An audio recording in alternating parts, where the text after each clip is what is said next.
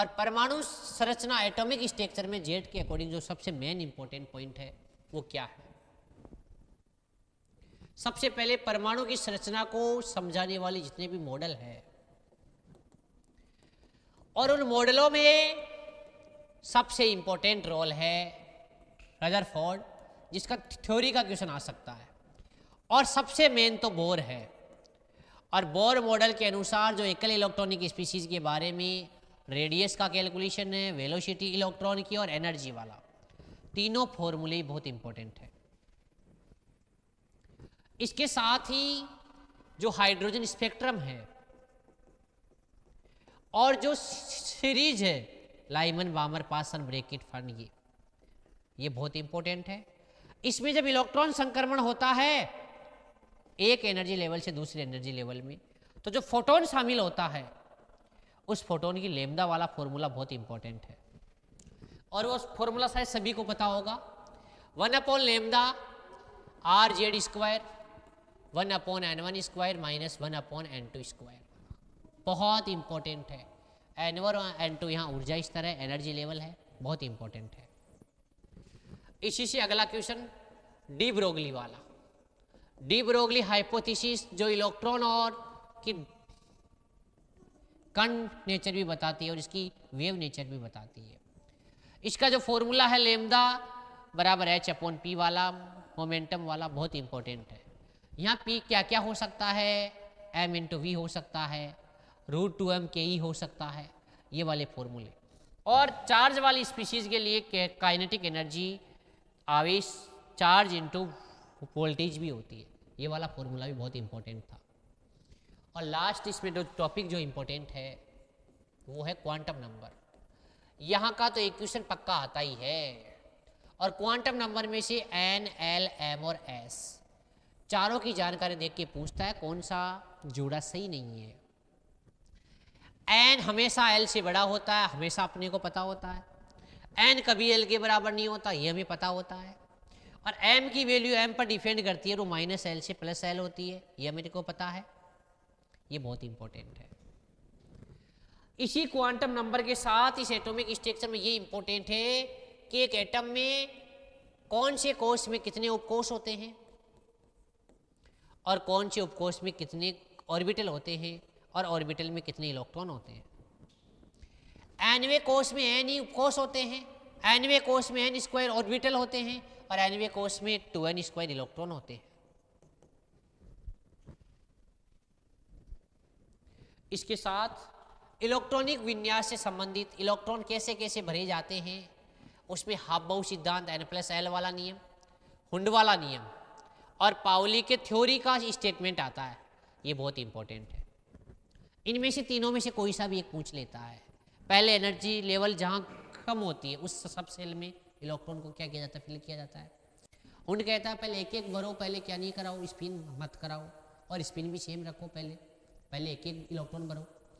और पाउली कहता है एक ऑर्बिटल में 2 से ज़्यादा एंटी स्पिन से ज़्यादा वाले इलेक्ट्रॉन आ ही नहीं सकते, मैक्सिमम एक ऑर्बिटल में 2 इलेक्ट्रॉन आ सकते हैं, मतलब चारों क्वांटम नंबर कभी सिमिलर नहीं हो सकते।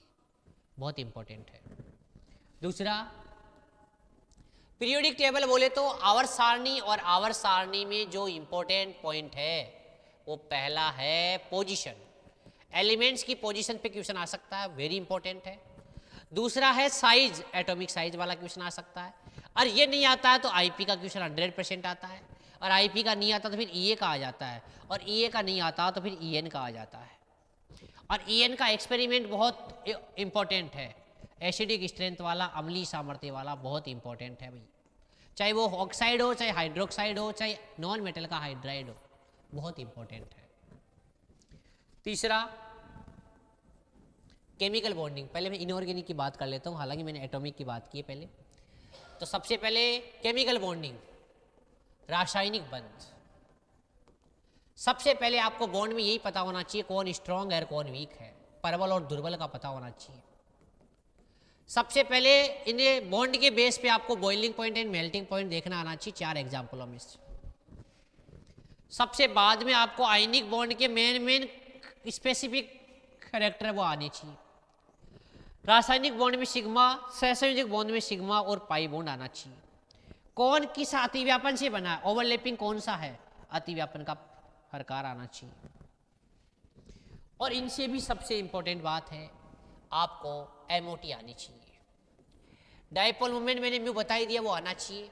हाइड्रोजन बॉन्डिंग के बारे में इंटरमोलिकुलर और इंट्रामोलिकुलर में अंतर आना चाहिए। और HF, H2O और NH3 वाला एग्जाम्पल आपको आना चाहिए। और इनके ग्रुप में सबसे ज़्यादा इनका बॉइलिंग एंड मेल्टिंग पॉइंट आता है, उसका रीजन भी यही होता है, हाइड्रोजन बॉन्डिंग सबसे मेन है ये टॉपिक। अगला क्वेश्चन, अगला टॉपिक अपना कौन सा, अगला है एस ब्लॉक। एस ब्लॉक में सबसे पहले आपको फर्स्ट डे और सेकेंड डे में अंतर आना चाहिए। किसके बेस पे, चाहे वो आकार हो, साइज हो, चाहे वो मेल्टिंग एंड बॉइलिंग पॉइंट हो, चाहे वो कठोरता हो, बहुत इंपॉर्टेंट पॉइंट है। एक इनमें एक स्पेसिफिक कैरेक्टर होता है फ्लेम टेस्ट, ज्वाला परीक्षण, वो अपने को आना चाहिए। एक इसको लिक्विड अमोनिया में घोला जाता है एस ब्लॉक की मेटल्स को, तो नीला रंग बनता है। किसके कारण बनता है, क्या होता है, क्या नहीं होता, विलयन विद्युत का चालक होता है, कुचालक होता है, क्या होता है, इलेक्ट्रिक कंडक्टिव के बेस पे वो क्या होता है। चलो, और इसी में आपको कुछ यूज भी, जैसे इस सोडियम, पोटेशियम, कैल्शियम, मैग्नीशियम का अपने डेली लाइफ में क्या इंपॉर्टेंस है, इनका इंपॉर्टेंस भी आना चाहिए। अपनी बॉडी में इनका क्या रोल है, क्या फंक्शन है इनका, वो भी आना चाहिए। पेड़ पौधों में मैग्नीशियम का क्या फंक्शन है, ब्लड क्लॉटिंग में जैसे अपने, और जैसे हड्डियों वगैरह में कैल्शियम फॉस्फोरस का क्या रोल है, पोटेशियम सोडियम पंप आपने नाम सुना होगा, उसका क्या रोल है, विटामिन के क्या है, सोडियम पंप क्या करता है, क्या नहीं करता, बाह्य कोशिका द्रव्य में, आंतरिक कोशिका द्रव्य में किसकी क्वांटिटी ज़्यादा है, किसकी क्वांटिटी कम है।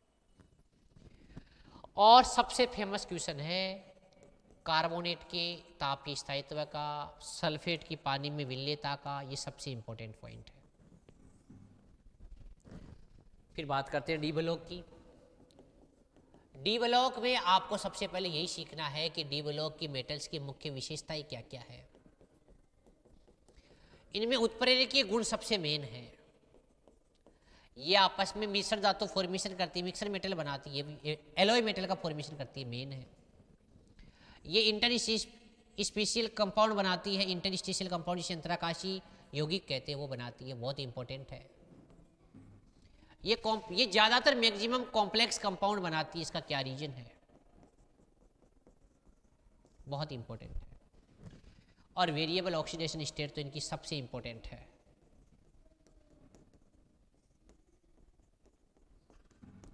ऑक्सीडेशन स्टेट, और सबसे पहले मैग्नीज और क्रोमियम की केमिस्ट्री सबसे इंपॉर्टेंट है, इनके कंपाउंड बहुत इंपॉर्टेंट है। मैक्सिमम KMnO4 और K2Cr2O7 से क्वेश्चन आता ही है। इनके फॉर्मेशन के मेथड वो भी बहुत इंपॉर्टेंट है। ये स्ट्रॉन्ग ऑक्सीडेंट है, ये बात बहुत इंपॉर्टेंट है। चलो,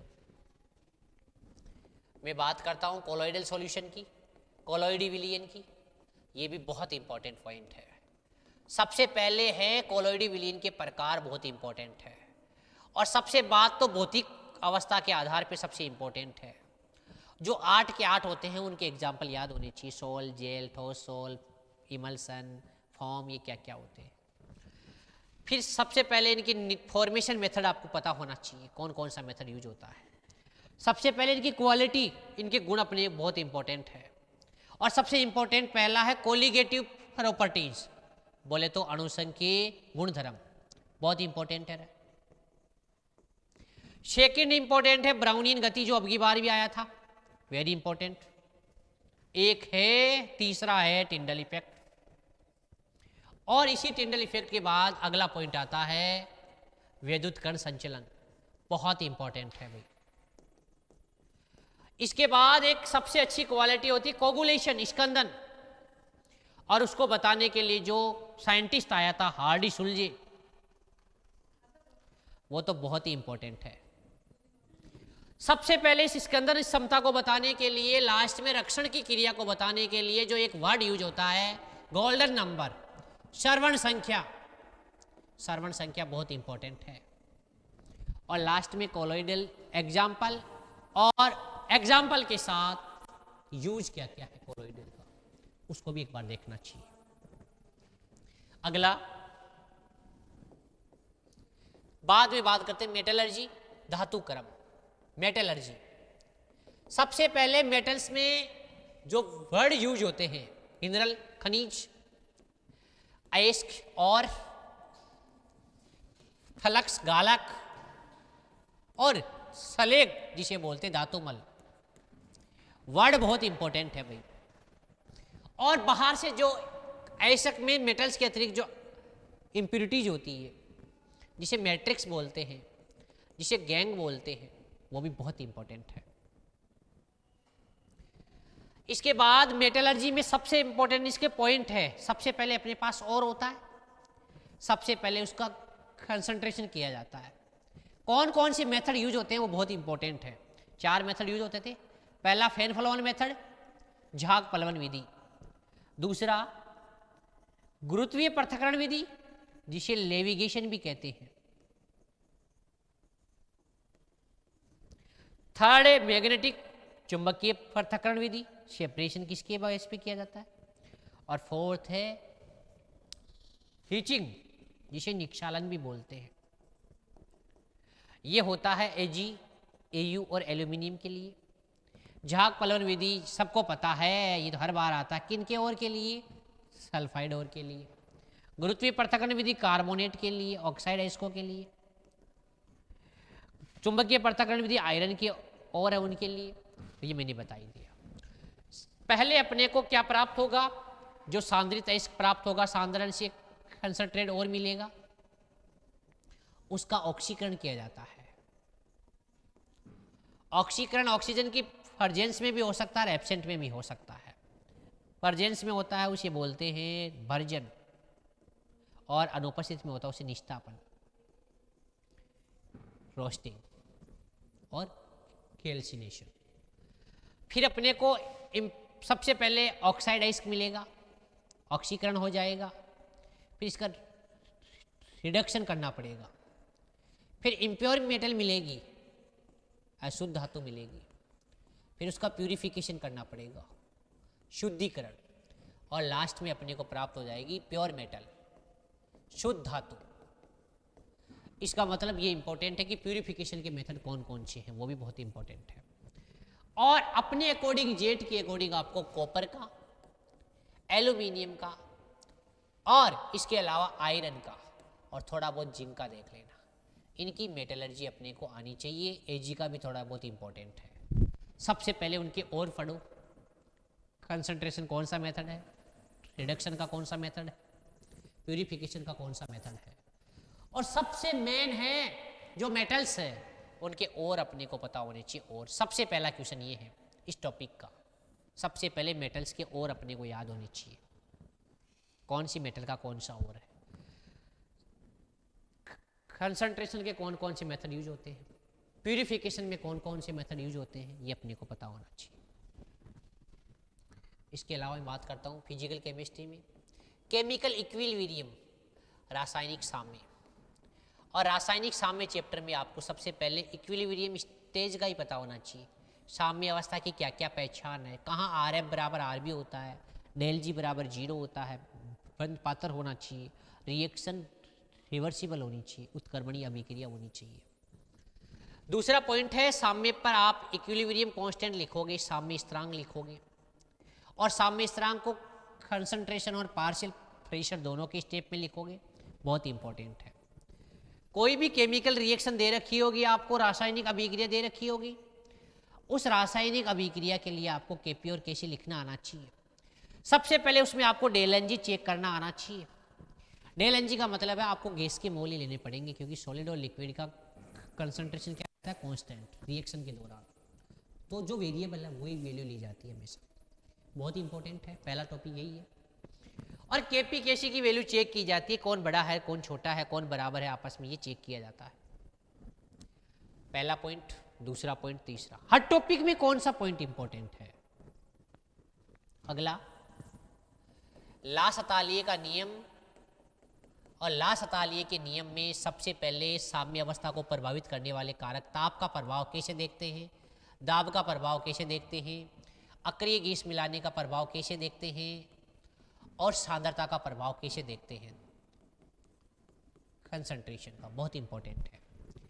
और केसी किस पे डिपेंड करता है, ये भी बहुत इंपॉर्टेंट है। केसी और केपी ये कभी भी कंसंट्रेशन पर डिपेंड नहीं करते, ये या तो ताप पर निर्भर करते हैं या रिएक्शन की नेचर कैसी है, प्रकृति कैसी है, उस पर निर्भर करते हैं। और एक ये ताप वाला, टेम्परेचर वाला बहुत इंपॉर्टेंट है कि रिएक्शन उसमें एक्सोथर्मिक है या एंडोथर्मिक है, ये बहुत इंपॉर्टेंट है। एक्सोथर्मिक है या एंडोथर्मिक है। अगर एंडोथर्मिक यानी एक्सोथर्मिक है तो टेम्परेचर बढ़ाते थे तो के इक्विवेलेंट क्या होता था, डिक्रीज। और अगर एंडोथर्मिक है तो टेम्परेचर बढ़ाने पर के इक्विवेलेंट क्या होता था, इंक्रीज। बहुत इंपॉर्टेंट पॉइंट। अगला आयनिक इक्विलिब्रियम, आयनिक साम्य। और आयनिक इक्विलिब्रियम में सबसे पहले आपको ये पता होना चाहिए कौन स्ट्रॉन्ग है कौन वीक है। सॉल्ट हमेशा स्ट्रॉन्ग होते हैं, ये बात अपने को पता है। और एसिड और बेस, इन दोनों के बारे में आपको स्ट्रॉन्ग बेस का पता होना चाहिए, स्ट्रॉन्ग और वीक कौन कौन है। सबसे पहली बात, अगर वीक है तो उसका आयनाइजेशन हो रहा है तो उसकी आयरन की मात्रा दे रखी होगी, के दे रखा होगा, के बी दे रखा होगा। इन सबसे पहले उसके आयरन से हम या तो H+ देखेंगे या OH- देखेंगे। फिर इनसे या तो pH ज्ञात करेंगे या pOH ज्ञात करेंगे। कब, जब आयनाइजेशन। स्ट्रॉन्ग का तो आयनाइजेशन की मात्रा ही 1 होगी तो 100% आयनाइजेशन होगा। अगर के और के बी दे रखा है इसका मतलब वो वीक है, सबसे पहली बात। और इस अल्फा को प्रभावित करने वाले कारक, अल्फा किन किन बातों पे डिपेंड करता है। इलेक्ट्रोलाइट कैसा है, विद्युत अपकट्य कैसा है, स्ट्रॉन्ग है वीक है, टेम्परेचर का क्या इफेक्ट है, होमोलॉगस आयन का क्या इफेक्ट है, सबसे इंपॉर्टेंट है। फिर बात करते हैं एसिड बेस कॉन्सेप्ट, अम्ल क्षार, जो 3 अवधारणाएं हैं इस एसिड बेस कॉन्सेप्ट में। सबसे इंपॉर्टेंट है फ्रोस्ट एंड लोरी कॉन्सेप्ट, और इसी कॉन्सेप्ट को संयुग्मी अम्ल क्षार अवधारणा भी कहते हैं, ये बहुत इंपॉर्टेंट है। और दूसरा लुईस अम्ल क्षार बेस, ये भी बहुत इंपॉर्टेंट है। इसमें ये बहुत इंपॉर्टेंट है कौन H+ देने वाला कौन है, H+ एक्सेप्ट करने वाला कौन है।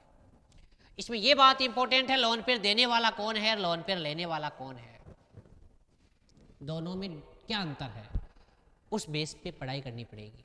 एक जगह एकांत में बैठ के आप ऐसे लिखोगे तो आप में डबल कॉन्फिडेंस आएगा। एक बार ऐसा टाइम आ गया, अपना आना भी चाहिए कि कॉपी पेन बंद करके रफ कॉपी में बिना दे के लिखे, फिर कॉपी खुली नहीं रहनी चाहिए, आसपास में कोई बोलना भी नहीं चाहिए, तो वो आपके लिए बहुत पॉजिटिव होगा। इससे अगला आता है बफर सॉल्यूशन, इससे क्वेश्चन अपना आता ही है। और ये इसकी पीएच कांस्टेंट रहती है, सबसे पहले वो बातें इंपॉर्टेंट है। रक्त में बफर कौन सा होता है, अम्लीय और क्षारीय बफर के लिए पीएच कैलकुलेट कैसे करते हैं। अम्लीय के लिए, एसिडिक के लिए अपन पीएच देखते हैं और बेसिक के लिए पीओएच देखते हैं। उसका फॉर्मूला याद हो, वो बहुत इंपॉर्टेंट है। अगर एसिड है तो, अगर एसिडिक बफर सॉल्यूशन है तो पीएच बराबर pKe log base 10 salt upon acid की क्या देखते हैं, कंसंट्रेशन। बेसिक होता तो यहाँ पीओएच लेते। सबसे इंपॉर्टेंट है पीएच कैलकुलेट, और पीएच कैलकुलेट में आपको सबसे पहले पता है H+ आयन की कंसंट्रेशन क्या करनी पड़ेगी, कैलकुलेट। वाटर का जो भी अपना कांस्टेंट है, आयनिक गुणनफल है, वो अपने को आना चाहिए। इसके बाद इंडिकेटर, सूचक क्या काम करते हैं, कौन कौन सी एग्जाम्पल है, कौन एसिडिक सॉल्यूशन में फंक्शन करता है, कौन बेसिक सॉल्यूशन में फंक्शन करता है। और लास्ट में इसमें जो सबसे इंपॉर्टेंट है विलेयता वाला, और उसमें भी केएसपी का फॉर्मूला सबसे इंपॉर्टेंट है। केएसपी का फॉर्मूला कैसे लिखते हैं वो सबसे इंपॉर्टेंट है। अगला केमिकल काइनेटिक्स, रासायनिक बलगतिकी।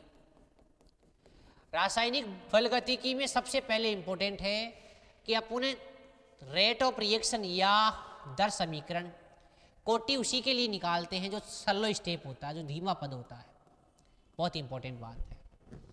और सबसे पहले ये बात याद करते हैं कि नेगेटिव पॉजिटिव चिन्ह है ना, वो किसको बताते हैं, कंसंट्रेशन में चेंजिंग को बताते हैं कि रिएक्टेंट या प्रोडक्ट की कंसंट्रेशन इंक्रीज हो रही है या डिक्रीज हो रही है। सबसे पहले rate of reaction always positive होती है। आपको आर के फॉर्मूले में चेंजिंग अपॉन टाइमिंग क्या चेंज हो रहा है उसको लिखना पड़ता है। आगे माइनस प्लस ये बताता है कि कंसंट्रेशन इंक्रीज हो रही है या डिक्रीज हो रही है। इसकी यूनिटी भी अपने को इंपॉर्टेंट है, वो भी पता होना चाहिए। सबसे पहले बाद में रेट इक्वेशन आपको पता होना चाहिए, और रेट इक्वेशन में जो ऑर्डर होता है उसको क्या बोलते हैं, अभिक्रिया की कोटि बोलते हैं। और सबसे पहले आपके सिलेबस में दो ही है, जीरो ऑर्डर, शून्य ऑर्डर या फर्स्ट ऑर्डर। सबसे पहले बस एक ही बात पता होनी चाहिए कि rate of reaction direct proportional किसके, रिएक्टेंट की कंसंट्रेशन, और पावर कितनी, जीरो। तो आर बराबर के, और ये ए की पावर जीरो, किसी की भी पावर जीरो कितनी होती है, एक, ये लिखना आना चाहिए। और यहाँ पर है आर डायरेक्ट प्रोपोर्शनल ए की पावर वन, तो आर बराबर के और ये ए, ये तो रेट इक्वेशन है, दर समीकरण। इसके आगे अगर के वाला फॉर्मूला अपने को आना चाहिए 2.303 अपॉन टी लॉग बेस 10 ए अपॉन ए माइनस एक्स वाला, और जीरो ऑर्डर के लिए x बराबर के टी वाला अपना आना चाहिए, और टी हाफ का फॉर्मूला जो आपको सदैव याद रहता है a/2k वाला। और यहाँ पर तो हाफ पीरियड है ना, वो डायरेक्ट ए के क्या है, पावर के प्रोपोर्शनल है डायरेक्टली, जबकि यहाँ टी हाफ का फॉर्मूला होता है 0.693 अपॉन के, जिसे कैलकुलेशन के लिए यूज करते हैं 0.7 अपॉन के। इसके फॉर्मूले में कभी भी इनिशियल कंसंट्रेशन आती ही नहीं है, जीरो। वेरी इंपॉर्टेंट है ये टॉपिक में ये पॉइंट इंपॉर्टेंट है।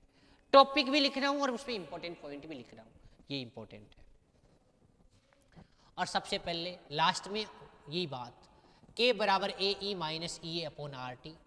रेट कांस्टेंट वेग स्थिरांक दर स्थिरांक किस प्रकार ताप पर निर्भर करता है, चाहे रिएक्शन एंडोथर्मिक हो, चाहे डेल एच पॉजिटिव हो और चाहे नेगेटिव हो। टेम्परेचर बढ़ाओगे के हमेशा बढ़ेगा।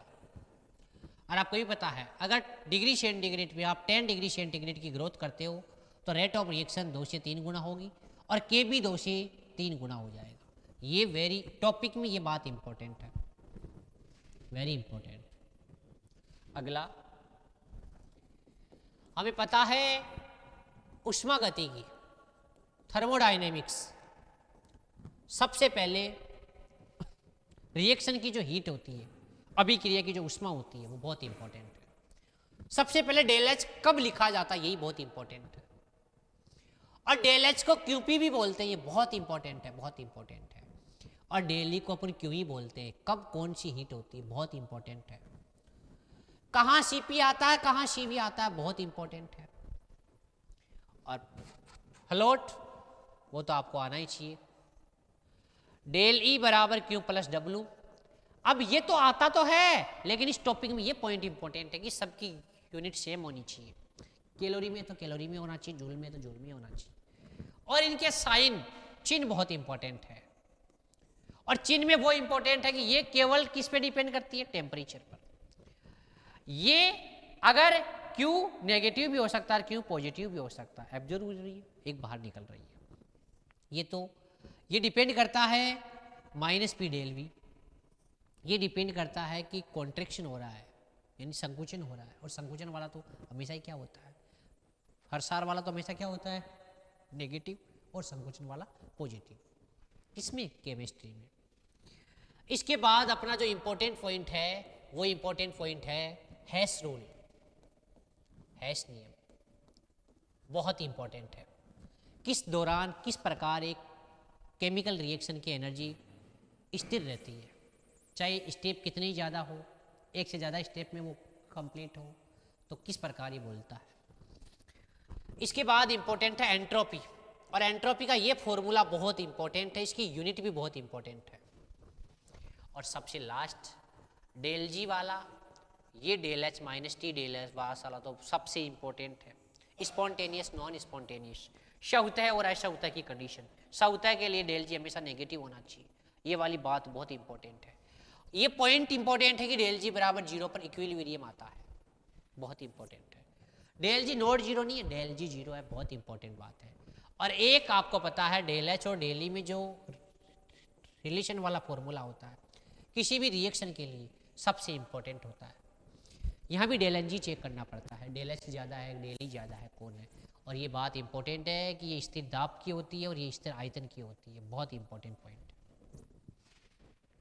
और एक किसी रिएक्शन को देखकर, दो रिएक्शन देके फिर एक रिएक्शन का फॉर्मेशन करवा रहा हो तो वो उल्टी हो रही है, सीधा हो रहा है, किसी गुणांक से गुणा किया जा रहा है, उसको थोड़ा याद रखना। और एंथैल्पी में चेंजिंग हमेशा प्रोडक्ट माइनस रिएक्टेंट ही होता है। बस एक तो बॉन्ड एनर्जी में ध्यान रखना, उसमें पहले रिएक्टेंट आता है, और एक दहन उष्मा में ध्यान रखना, उसमें भी पहले कौन आता है, रिएक्टेंट, जबकि ज़्यादातर कौन होता है, HP माइनस HR ही होता है। अगला पॉइंट बात करता हूँ मैं, इसी के आगे मैं ऑर्गेनिक केमिस्ट्री की बात करता हूँ। ऑर्गेनिक केमिस्ट्री में सबसे पहले IUPAC है। IUPAC में आपको टॉपिक तो है, लेकिन इसमें इंपॉर्टेंट पॉइंट कौन सा है, सबसे पहले मेन फंक्शनल ग्रुप देखते हैं, मुख्य क्रियात्मक समूह देखते हैं, इसके बाद pi bond, double bond, triple bond देखते हैं, फिर प्रतिस्थापी की संख्या देखते हैं, अल्फा बेटा तो सबसे लास्ट में देखते हैं।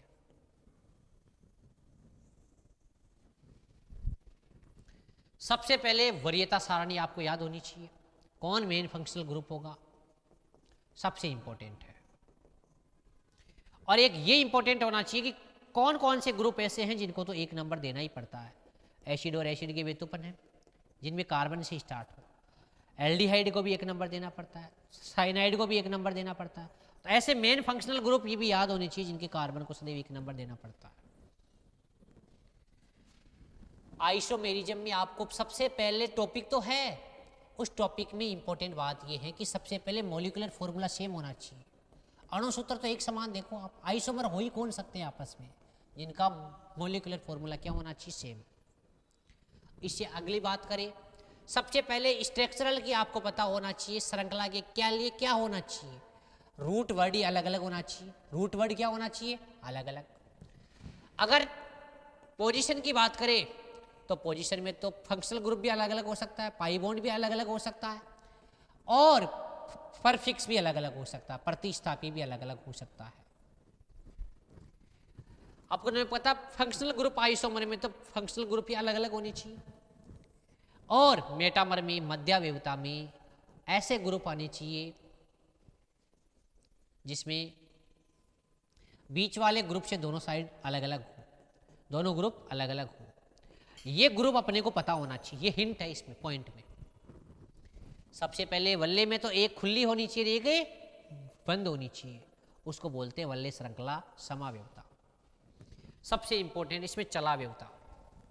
टॉटोमेरिज्म सबसे मेन है, और टॉटोमेरिज्म में आपको पता है अल्फा हाइड्रोजन होना चाहिए, अल्फा कार्बन का sp3 हाइब्रिडाइजेशन होना चाहिए, मैक्सिमम कार्बोनिल कंपाउंड में देखी जाती है। इसके अलावा नाइट्रो यौगिकों में भी देख सकते हैं, और SCN में भी देख सकते हैं, और एमाइड में भी देख सकते हैं, लेकिन सबसे मेन है कार्बोनिल कंपाउंड, एल्डिहाइड और कीटोन। एक कीटो रूप बनता है, एक इनोल रूप बनता है, सबको पता है। मेन इंपॉर्टेंट कंडीशन क्या है, कंडीशन मेन इंपॉर्टेंट पॉइंट है। अगला, सबसे पहले GOC, और GOC में सबसे पहले कोवेलेंट बॉन्ड के बारे में आपको जानकारी होनी चाहिए, सहसंयोजक बंध के बारे में आपको जानकारी होनी चाहिए। सबसे पहले GOC में आपको रिएक्शन के बारे में ध्यान रखना चाहिए, रिएजेंट क्या काम करता है, अभिकर्मक कौन होता है, कितने टाइप्स का होता है, इलेक्ट्रोफाइल कौन होता है, न्यूक्लियोफाइल कौन होता है, सबसे इंपॉर्टेंट बात है। किसके पास इलेक्ट्रॉन की कमी है, किसके पास इलेक्ट्रॉन की अधिकता है। सबसे पहले बॉन्ड ब्रेक होगा तो होमोलॉगस कंडीशन कौन सी होगी, समांश विखंडन कौन सा होगा, विषमांश विखंडन कौन सा होगा, सबसे ज़्यादा आयन फॉर्मेशन की नेचर कहाँ होगी, और डेलियन को देखना पड़ेगा, बॉन्ड पोलर है कि नॉन पोलर, ये भी देखना पड़ेगा। और इसमें सबसे पहले जब इलेक्ट्रॉन का ट्रांसफर होता है या इलेक्ट्रॉन मोर इलेक्ट्रॉन नेगेटिविटी की तरफ जाते हैं, सबसे पहले आई इफेक्ट, -I का ऑर्डर है और +I वाला ऑर्डर, उसमें भी -I वाले कौन कौन से हैं, बहुत इंपॉर्टेंट है, बहुत इंपॉर्टेंट है, बहुत इंपॉर्टेंट है। -I वाले ग्रुप कौन कौन से होते हैं, बहुत इंपॉर्टेंट है। और भी इसका एक्सपेरिमेंट में सबसे ज़्यादा है बेसिसिटी, क्षारीयता और अम्लीयता, वेरी इंपॉर्टेंट पॉइंट है ये। और इसमें भी खींचने वाले ज़्यादा होते हैं, एसिडिक नेचर ज़्यादा होती थी। यहाँ देने वाले ज़्यादा होते थे, एसिडिक नेचर ज़्यादा होती थी। लेकिन एमीन्स में त्रिविम बाधा आपको देखनी थी, उसमें स्टेरिक इफेक्ट वाली कंडीशन देखनी है, बहुत इंपॉर्टेंट है। रेजोनेंस, जब भी स्टेबिलिटी की बात आती है तो रेजोनेंस अपने सबसे ज़्यादा आना चाहिए। और इस पॉइंट में सबसे इंपॉर्टेंट ये है, स्टेबिलिटी किसकी देखी जाती है, वो हमेशा इंटरमीडिएट की देखते हैं, मध्यवर्ती की देखते हैं। ये पॉइंट बहुत इंपॉर्टेंट है। रेजोनेंस में कौन इलेक्ट्रॉन दे रहा है, कौन इलेक्ट्रॉन खींच रहा है, ये दोनों ग्रुप बहुत इंपॉर्टेंट है। इनका आइडेंटिफिकेशन बहुत इंपॉर्टेंट है कि सेंटर एटम पर क्या होना चाहिए, लोन पेयर होना चाहिए। सेंटर एटम पर क्या होना चाहिए, लोन पेयर होना चाहिए। सेंटर एटम पर क्या होना चाहिए, जुड़े हुए एटम पर क्या होना चाहिए, लोन पेयर होना चाहिए। लेकिन यहाँ डबल बॉन्ड ऑक्सीजन के साथ जुड़ा होना चाहिए। डबल बॉन्ड से ऑक्सीजन जुड़ी हुई है डायरेक्ट, तो वो हमेशा इलेक्ट्रॉन खींचेगी। इसकी आइडेंटिफिकेशन बहुत जरूरी है, प्लस एम वाले की और माइनस एम वाले की। स्टेबिलिटी देखना आती है अपने को। हाइपर कॉन्जुगेशन आपको सबसे पहले पता है, एच इफेक्ट जिसे अपने को अतिसंयोजन प्रभाव कहते हैं, बेकर-नाथन इफेक्ट कहते हैं। सबसे पहले इसका मेन यूज है एल्किन की स्टेबिलिटी देखना, एल्किन का स्थायित्व देखना। और उसमें भी अपने को पता है अल्फा हाइड्रोजन चेक करना है, पहले अल्फा कार्बन देखना है। और सबसे ज़्यादा अगर जरूरत पड़े तो अगर रेजोनेंस है नहीं तो अपने को देखना है कार्ब केटाइन की स्टेबिलिटी और कार्ब मुक्त मूलक की स्टेबिलिटी। इनकी स्टेबिलिटी भी इससे देखी जा सकती है, लेकिन मेनली आता है एल्किन के लिए। और जब भी इंटरमीडिएट की स्टेबिलिटी के लिए आपको पता है, सबसे पहले देखते हैं एरोमेटिकता को, एरोमेटिक है या एंटी एरोमेटिक है। फिर देखते हैं अनुनाद को, रेजोनेंस को, फिर देखते हैं एच इफेक्ट को, और सबसे लास्ट में देखते हैं आई इफेक्ट को, सबसे लास्ट में। ये बहुत इंपॉर्टेंट है, ये ऑर्डर स्टेबिलिटी के लिए देखा जाता है। फिर आपको पता है रिएक्शन बहुत इंपॉर्टेंट है, अभिक्रिया बहुत इंपॉर्टेंट है। कौन कौन सी अभिक्रिया के टाइप होते हैं, बहुत इंपॉर्टेंट है। उसमें प्रतिस्थापन, आना जाना, कोई समूह आ रहा है जा रहा है, बहुत इंपॉर्टेंट है कि वो NSR है, वो ESR है, वो FSR है, कौन सा किसका एग्जाम्पल है। दूसरा योगात्मक, कौन सा योग हो रहा है, इलेक्ट्रोफाइल का योग हो रहा है EAR, न्यूक्लियोफाइल का योग हो रहा है NAR, फ्री रेडिकल का योग हो रहा है तो FAR।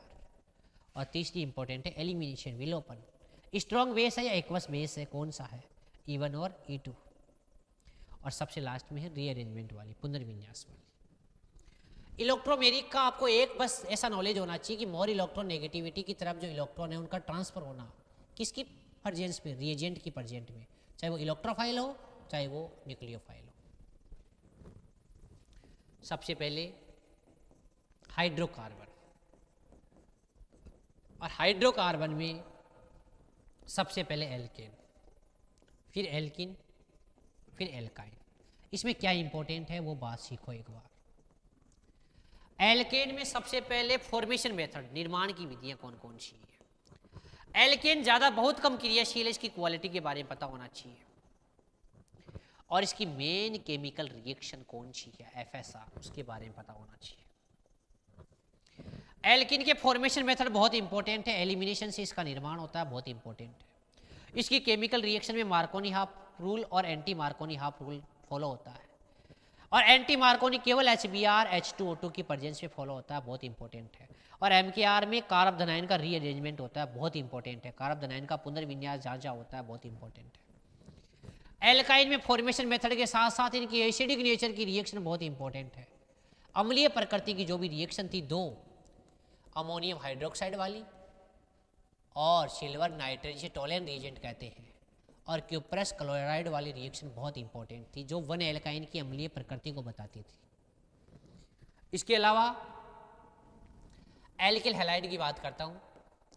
एल्किल हैलाइड वाले चैप्टर में वही सबसे इंपॉर्टेंट है, इनकी रिएक्शन NSR होती है, उसमें SN1 और SN2 बहुत इंपॉर्टेंट है।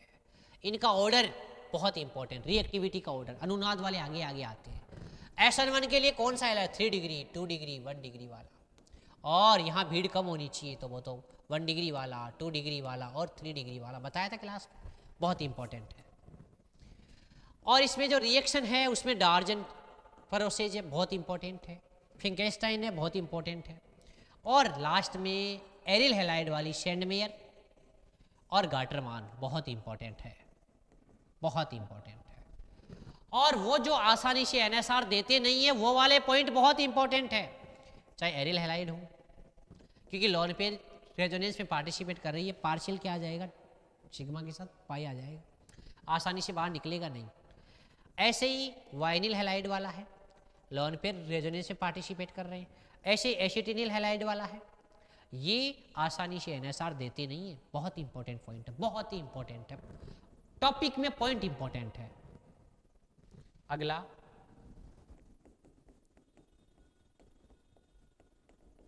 Alcohol phenol ether.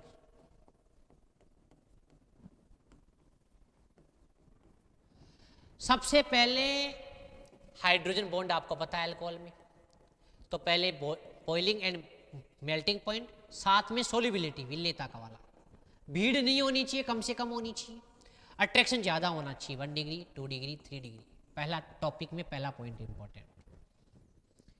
सबसे बाद में निर्माण फॉर्मेशन के मेथड आपको पता है, एल्किन का जलयोजन बहुत इंपॉर्टेंट है, हाइड्रेशन होगा, एल्किन का जलयोजन, ये बहुत इंपॉर्टेंट टॉपिक है, जहां मार्कोनी कॉप रूल फॉलो होता है, पुनर्विन्यास होता है, इवन रिएक्शन होती है। सबसे पहले जलयोजन बहुत इंपॉर्टेंट है, बहुत इंपॉर्टेंट पॉइंट है। फिर एल्कोहल फॉर्मेशन के मेथड में हाइड्रोबोरोनीकरण बहुत इंपॉर्टेंट है, जहां anti Markovnikov rule follow होता है। सबसे पहले HX का योग वाली रिएक्शन बहुत इंपॉर्टेंट है, मार्कोनी कॉप रूल वाला, और HBr H2O2 वाला भी बहुत इंपॉर्टेंट था वहाँ।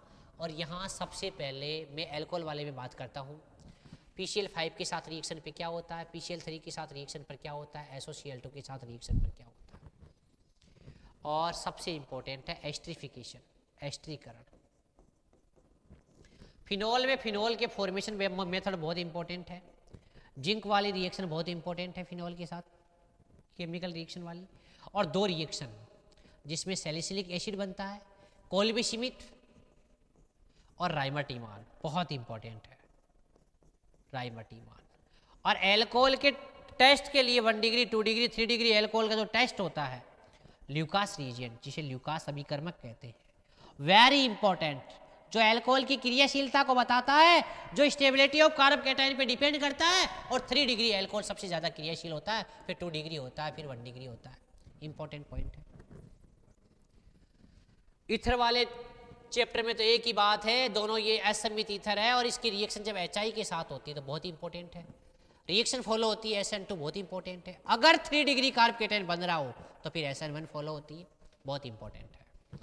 एनिसोल और फेनिटोल की स्ट्रक्चर अपने को याद हो, ये बहुत इंपॉर्टेंट है, ये एरोमेटिक की तरह है, ये अपना एनिसोल और ये अपना फेनिटोल, बहुत इंपॉर्टेंट है। HI के साथ रिएक्शन बहुत इंपॉर्टेंट है।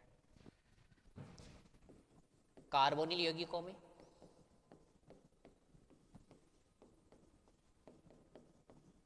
कार्बोनिल यौगिक में सबसे पहले एल्डिहाइड कीटोन में डिफरेंस के साथ इनमें हाइब्रिडाइजेशन पता होना चाहिए, ये पोलर है, ये बात नहीं भूलनी चाहिए। और सबसे पहले यहीं से स्टार्ट होता है बॉइलिंग एंड मेल्टिंग पॉइंट का क्रम, सबसे ज़्यादा एसिड में होता है ऑर्गेनिक केमिस्ट्री में, क्योंकि हाइड्रोजन बॉन्डिंग बहुत स्ट्रेंथ वाली है, फिर एल्कोहल में होता है, फिर कीटोन में होता है, ज़्यादा पोलर है ना, फिर एल्डिहाइड में होता है, फिर ईथर में होता है, हाइड्रोकार्बन सबसे पीछे आता है। Very important point, very important, very important. सबसे पहले वही फॉर्मेशन मेथड, और सबसे इंपॉर्टेंट है एल्किन का ओजोनोलाइसिस, इससे ऑर्गेनिक कंपाउंड का फॉर्मेशन होता है, बहुत इंपॉर्टेंट। पाई बॉन्ड को तोड़ दो, दोनों तरफ ऑक्सीजन जोड़ दो, बहुत इंपॉर्टेंट पॉइंट है। इसके अलावा सबसे इंपॉर्टेंट पॉइंट है इनकी केमिकल रिएक्शन NAR, और उसके प्रति रिएक्टिविटी का ऑर्डर बहुत इंपॉर्टेंट है, बहुत इंपॉर्टेंट है। एल्डिहाइड की बात करें तो वो सबसे आगे आता है, और वो भी एलिफेटिक एल्डिहाइड, फिर आता है एरोमेटिक एल्डिहाइड, फिर आता है ketone, aliphatic ketone, aliphatic ketone, और फिर आता है एरोमेटिक कीटोन। ये इनकी रिएक्टिविटी का ऑर्डर NAR के प्रति बहुत इंपॉर्टेंट है, बहुत इंपॉर्टेंट है।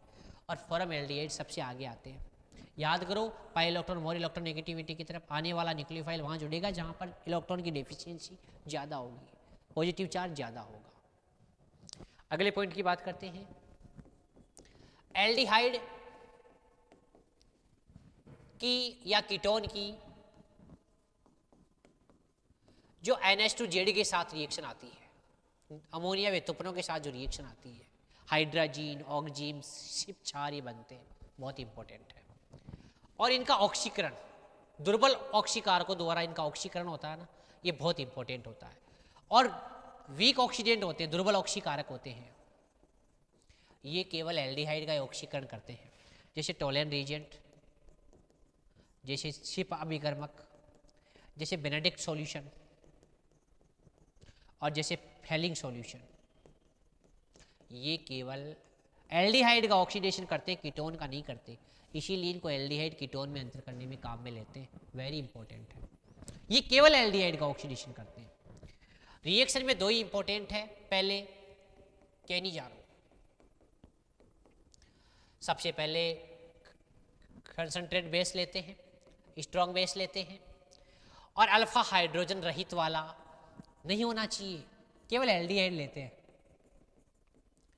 ऑक्सीडेशन रिडक्शन दोनों होता है, इसलिए ये रिएक्शन रेडॉक्स होती है।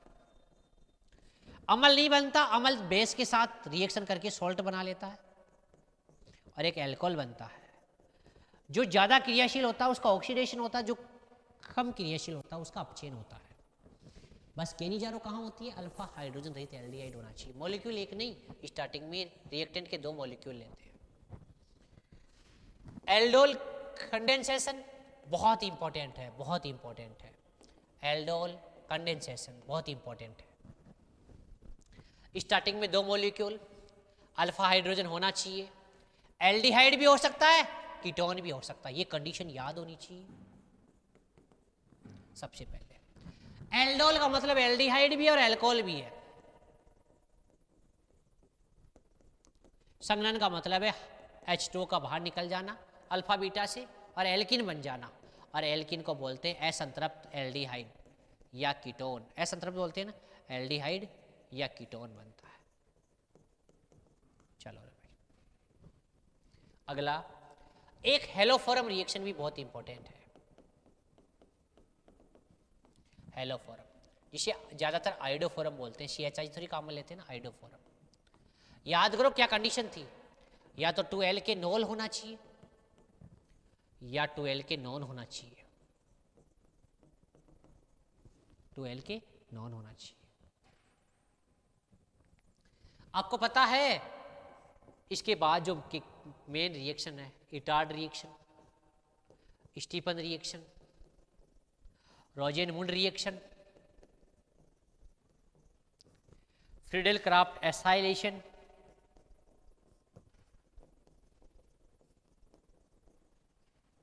एशिलीकरण, वेरी इंपॉर्टेंट। सबसे लास्ट में है कार्बोक्सिलिक एसिड, और कार्बोक्सिलिक एसिड में एक ही रिएक्शन इंपॉर्टेंट है, हेल होलार्ड जेलेंसी रिएक्शन। और वो रिएक्शन है एसिड पे नहीं होती, पास वाले अल्फा कार्बन के अल्फा हाइड्रोजन पर होती है, वेरी इंपॉर्टेंट। और एक साइनाइड का हाइड्रोलाइसिस बहुत इंपॉर्टेंट है। पार्शियल कराओगे H2O को लोगे कम तो एमाइड बन जाएगा, अगर ज़्यादा H2O लोगे कंप्लीट हाइड्रोलाइसिस कराओगे तो एसिड बन जाएगा, बहुत इंपॉर्टेंट है। इसकी रिएक्शन आगे P2O5 के साथ कराओगे, H2O बाहर निकल जाएगा, साइनाइड बन जाएगा। साइनाइड का सोडियम एथेनॉल के साथ रिडक्शन कराओगे तो बताओ क्या बन जाएगा, एमीन बन जाएगा। इसको मेंडियस अपचयन कहते हैं, बहुत इंपॉर्टेंट है, वेरी इंपॉर्टेंट। चलो, इसी एसिड की रिएक्शन PCl5 वाली बहुत इंपॉर्टेंट है, PCl3 वाली बहुत इंपॉर्टेंट है, SOCl2 वाली बहुत इंपॉर्टेंट है, एल्कोहल वाली बहुत इंपॉर्टेंट है, इसके आगे एस्टर वाली बहुत इंपॉर्टेंट है, एसिड के 2 मॉलिक्यूल आपस में जुड़े वो भी इंपॉर्टेंट है, वेरी इंपॉर्टेंट। और जैसे कैल्शियम कार्बोनेट है, अगर मैं कैल्शियम ऐसे बोलूं,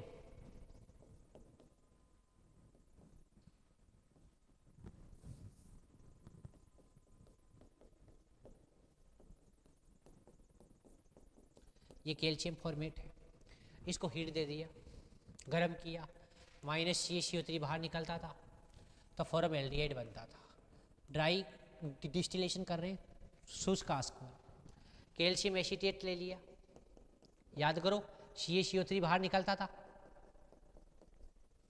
CaCO3 कहाँ निकल गया बाहर, क्या बन जाएगा एसीटोन। ये रिएक्शन भी एसिड वाले चैप्टर में बहुत इंपॉर्टेंट है। और इनसे भी सबसे इंपॉर्टेंट है एसिडिक स्ट्रेंथ, अम्लीयता वाला। -M वाले ग्रुप ज़्यादा होते थे, एसिडिक स्ट्रेंथ ज़्यादा होती थी। बहुत इंपॉर्टेंट टॉपिक है। फिर बात करते हैं पॉलीमर की। सबसे पहले एकलक इकाइयाँ, और एकलक इकाइयों के बेस पे कौन सा होमोपॉलीमर है, समबहुलक है, और कौन सा कोपॉलीमर है, सहबहुलक कौन सा है। योगात्मक और संघनन बहुलक में क्या डिफरेंस है, कैसे इनकी पहचान होती है।